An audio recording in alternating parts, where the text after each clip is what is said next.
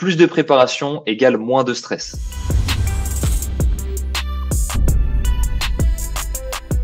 Comment aborder ma première course officielle? Essayons d'être le plus exhaustif possible. Euh, Là, faut s'imaginer, on a acheté notre petit dossard en ligne. Déjà, le premier stress, ça va être de venir récupérer le dossard. Donc, déjà, il y a un truc qui s'appelle les guides athlètes en général qui sont mis à disposition par les organisations. C'est un truc qu'on a toujours la flemme de lire, mais qui sont pleins d'informations hyper intéressantes vis-à-vis de la logistique, puisque mon premier conseil pour une première course officielle, c'est plus de préparation égale moins de stress.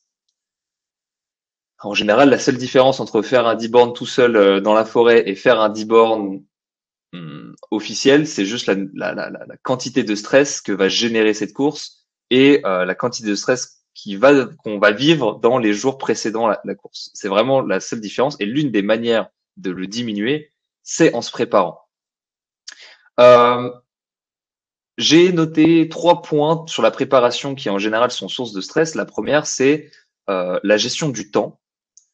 Et le jour J, une chose qui est hyper importante, c'est d'arriver en avance. Je vais vous prendre des exemples personnels, comme ça vous allez voir que vous allez pouvoir vous mettre. Je peux me mettre à votre place et puis vous allez pouvoir me mettre à la mienne. Ce petit conseil, il est pour moi parce que je suis souvent en retard. Je vous donne l'exemple à la Run Lyon à laquelle on était avec Campus il y a pas plus tard que 2 semaines. J'arrive pour déposer mon sac pour pouvoir courir la course. J'ai oublié le petit, je sais pas comment on appelle ça, le petit truc qu'on met sur le sac pour avoir son dossard, pour savoir que c'est le nôtre. Je l'ai oublié à l'hôtel. Si j'étais pas arrivé en avance, là, ça aurait géré une énorme source de stress à 20 minutes du départ. Ah, qu'est-ce que je fais de mon sac? Où est-ce que je le mets, etc. Donc, le fait d'être arrivé bien en avance, ça m'a permis de corriger le tir, de trouver une personne qui m'a mis bien. Voilà. C'est un exemple de à quoi ça sert d'arriver en avance le jour J. Arrivez pas 3 heures en avance non plus, évidemment, parce que ça voudrait dire que il faudrait prévoir la nutrition, etc. Mais soyez large. Surtout si vous êtes comme moi et que vous avez l'habitude d'arriver en retard. Le deuxième, c'est connaissez le lieu. Il n'y a rien de plus stressant le jour J que de ne pas savoir où aller. Dans quel sas je suis? Ah, c'est quoi le sas? C'est à quelle heure qu'il faut que je m'y rende? Tout ça fait partie du guide athlète, comme je vous l'ai dit, qui en général sont mis soit à disposition sur le site, soit téléchargeables. Et c'est hyper important.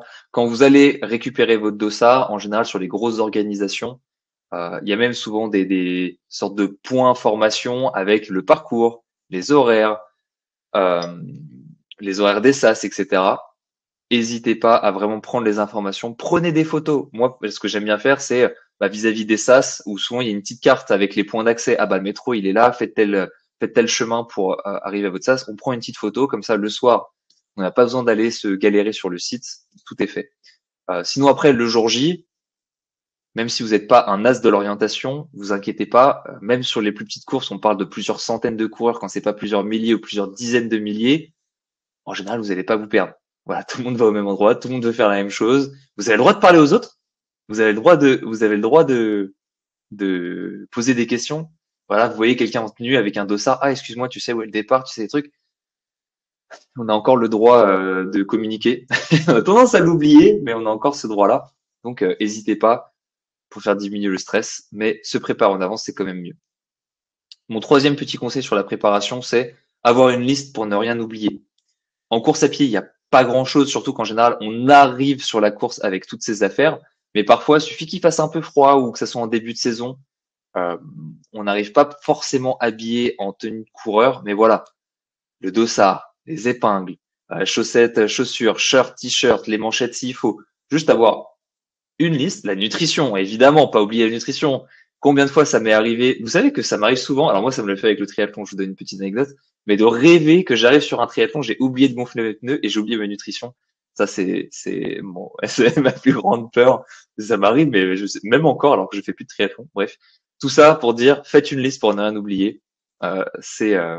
C'est mes 3 petits conseils sur la préparation. Si vous êtes arrivé jusqu'ici, c'est que cet extrait de l'un de nos webinaires vous a plu. Nous en organisons tous les mois pour nos membres premium et tu peux en retrouver d'autres extraits en cliquant ici. Et si tu veux avoir accès au replay de nos webinaires dans leur intégralité ou bien participer au prochain webinaire en live, rejoins la communauté du campus, c'est compris dans ton abonnement et il y a toutes les infos en description.